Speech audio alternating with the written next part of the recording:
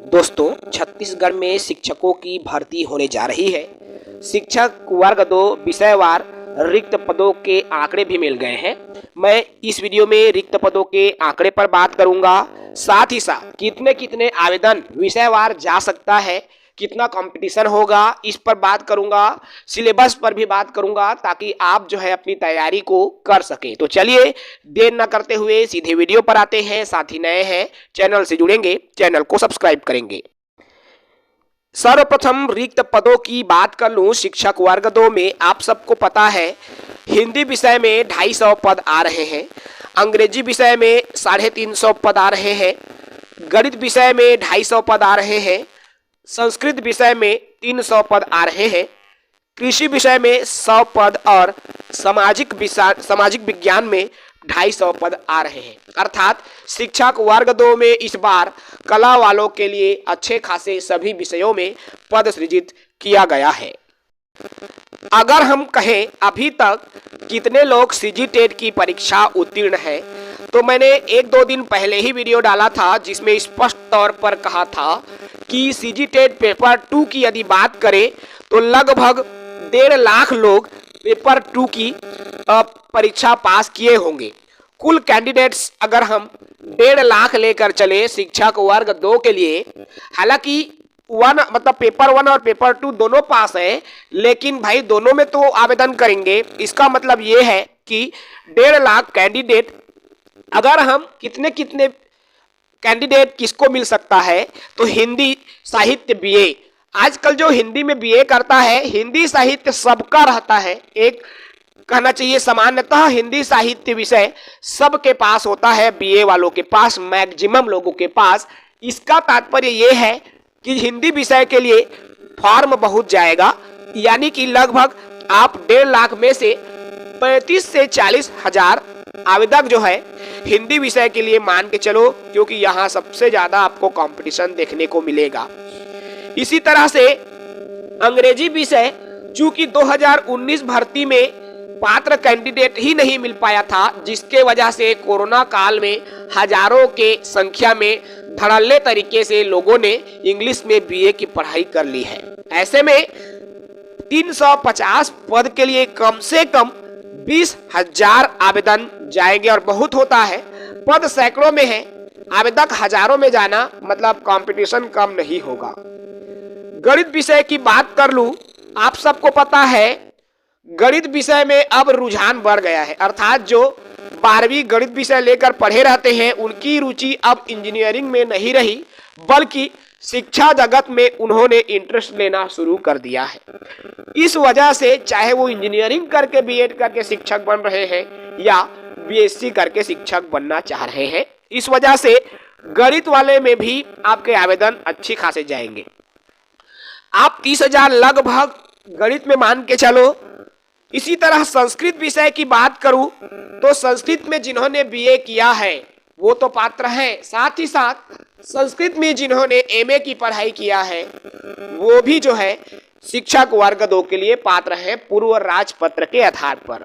तो संस्कृत में भी 300 पद के लिए 20,000 आप एक अनुमान मान के चले, 20 से 25,000 आवेदन जा सकता है। कृषि के लिए 5 से 10,000 आवेदन, इसका आंकड़ा या इसके बारे में हम एक अनुमान नहीं कह सकते क्योंकि कृषि एक अलग क्षेत्र हो जाता है। सामाजिक विज्ञान, और आप सबको पता है सामाजिक विज्ञान के शिक्षक बनने के लिए आपके पास यदि भूगोल, राजनीति, इतिहास, कोई भी विषय में, अर्थशास्त्र जैसे कोई एक विषय में यदि आपका है बीए में, तो आप सामाजिक विज्ञान के लिए पात्र हो गए। इस वजह से इसमें भी जो है बम्पर आवेदन जाएगा। जी हाँ दोस्तों, इसके लिए भी जो है बम्पर आवेदन जाएगा। इसका यह तात्पर्य है इन पदों में सर्वाधिक आवेदन जाने वाले हैं। इसी तरह से विज्ञान विषय की भी अगर मैं बात कर लूं तो उनका भी स्थिति वही रहने वाला है, क्योंकि सब में यही चीजें देखने को मिलने वाली है। अर्थात सब में यही पद आपको और यही आवेदक आपको देखने वाले हैं, दिखाई देने वाले हैं। मतलब कंपटीशन की बात करूं, विज्ञान समूह में गणित में भी भयंकर कंपटीशन रहेगा दोस्तों। कला समूह में, हिंदी में और सामाजिक विज्ञान में भयंकर कंपटीशन रहेगा। अब भयंकर शब्द मैंने इसलिए बोला क्योंकि कंपटीशन हाई रहेगा दोस्तों। ठीक है, अब बात कर लूं मैं सिलेबस की कि आखिर, हाँ चलिए थोड़ा और बात कर लूं कला वाले को अब करना क्या। देखो आप कला वाले हैं, आप एक तो हिंदी साहित्य के लिए है, मतलब हिंदी विषय के लिए आप एलिजिबल हो गए। साथ ही साथ अगर आपने सामाजिक विज्ञान में से कोई एक विषय है, मतलब हिंदी और सामाजिक विज्ञान ये दो विषय, तो आप एलिजिबल हैं, श्योर हूं। 90% लोग सामाजिक विज्ञान वाले दो विषय में पात्र हैं, कला वाले हिंदी में और सामाजिक विज्ञान में। अब अगर विषयवार भर्ती में अगर 65-70 नंबर विषय का आएगा तो आप सोचिए कितने दिन लगेगा एग्जाम लेने में। और डीपीआई नहीं चाहता कि भर्ती परीक्षा लंबा चले, क्यों? उनके पास समय ही नहीं है, व्यापम के पास समय ही नहीं है लंबा पेपर लेने का। अगर अलग अलग विषय के अलग अलग प्रश्न आएंगे बहुत लंबा चलेगा, और विभाग यही चीजें नहीं चाहता है।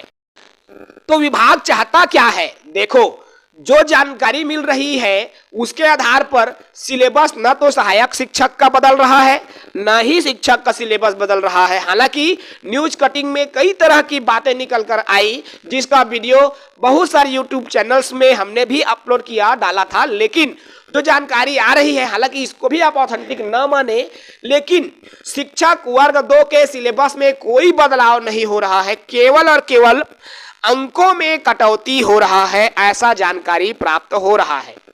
अब आपको करना क्या है दोस्तों?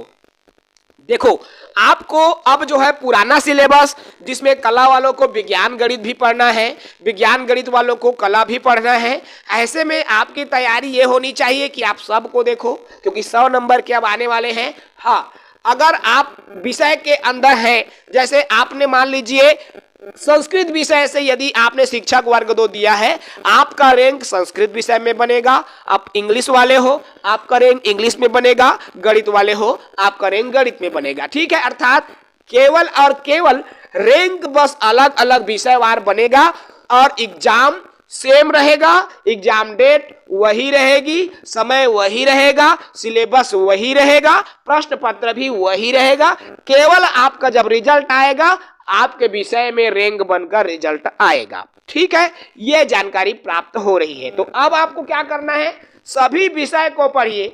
विषय में कटौती अब कितने कितने नंबर का रहेगा, ये मैं केवल एक टेंटेटिव बता रहा हूं, क्योंकि जब शिक्षा विभाग सिलेबस जारी करेगा तभी क्लियर हो पाएगा। लेकिन जो मैंने निकाला उसके हिसाब से बाल विकास 20 नंबर, हिंदी 10, अंग्रेजी 10, गणित विज्ञान 20, सामाजिक विज्ञान 20, कंप्यूटर 10 और सामान्य ज्ञान 10, टोटल 100 नंबर का इस तरह से सिलेबस इस बार आप एक अनुमान लेकर चले। हालांकि पढ़ना सबको है, पढ़ना उतना ही है जितना पहले पढ़ते थे, लेकिन बदलाव केवल अंकों में किया जा रहा है। फिलहाल साथियों, आप अपनी तैयारी करते रहे, ये एक अनुमान है जो मैंने आप तक साझा किया। और आपके हर विषय में कंपटीशन है। अगर आप ये सोच रहे हैं मैं अंग्रेजी वाला हूँ, पेपर में बैठूंगा तो लगेगा, मैं संस्कृत वाला हूँ, पेपर में बैठूंगा तो लगेगा, अगर आपको कंपटीशन का अनुमान लगाना है ना, आप अपने गांव गली मोहल्ले में लगा कर देखिए, तो आपको स्वयं समझ में आएगा कि कहाँ कितने कैंडिडेट्स हैं। तो इस वीडियो में इतना ही। साथ ही नए हैं चैनल से जुड़ेंगे। जय हिंद।